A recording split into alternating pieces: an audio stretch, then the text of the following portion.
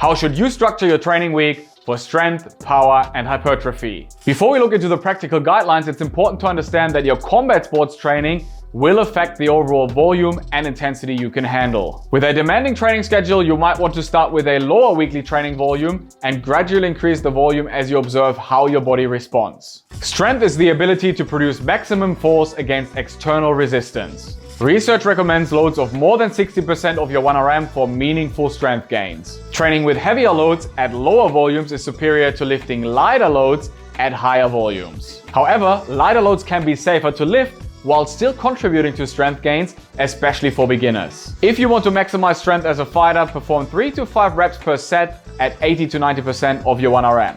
As you approach your maximum strength potential, you will need to train closer to your 1RM to see further gains. Aim for 3 to 4 challenging sets per muscle group per week if you're just starting out.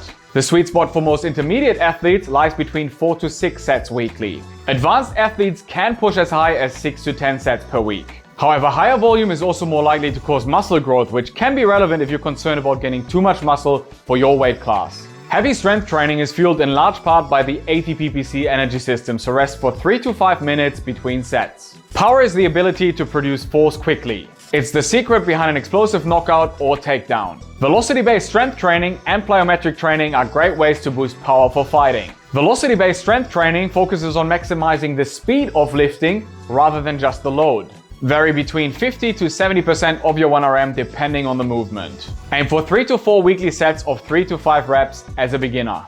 Intermediate and advanced athletes can perform 6 to 10 sets per week. The objective is to maintain a high speed throughout all repetitions. Rest as soon as the velocity drops significantly. For plyometric training, beginners should aim for 40 to 50 plyometric ground contacts per joint and muscle group per workout. These can be split across multiple exercises. Intermediates can hit between 50 to 100 reps. Advanced athletes can aim as high as 100 to 150 total ground contacts per session.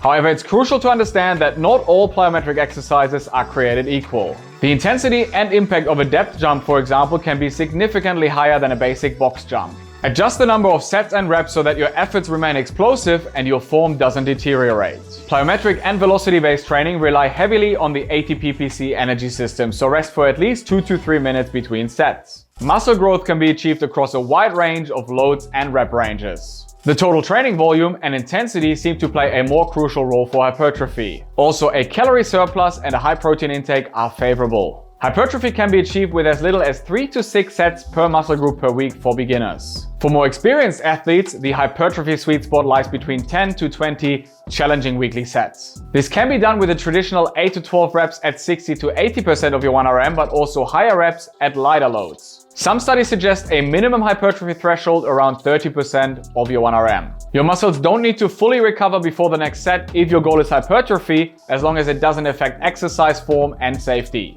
Workouts can include methods like supersets, trisets, cluster sets, or drop sets, and rest periods can be short. This will be more suitable for advanced athletes and will result in more metabolic stress and consequent muscle soreness. Remember that more total volume is also more likely to cause muscle soreness. Keep this in mind if you don't want DOMS to take away from your technical training as a fighter. Also, remember that larger muscles require more oxygen. If hypertrophy training isn't balanced well with endurance training, you might fatigue faster. While training stimulates gains, adaptations happen at rest. For elite fight performance and recovery, watch this video here next. You will learn the 5 keys to get the most out of your training and peak for your fights. Drop a like and comment if you found this video helpful, and don't forget to subscribe. As always, train hard, recover smart, and fight easy.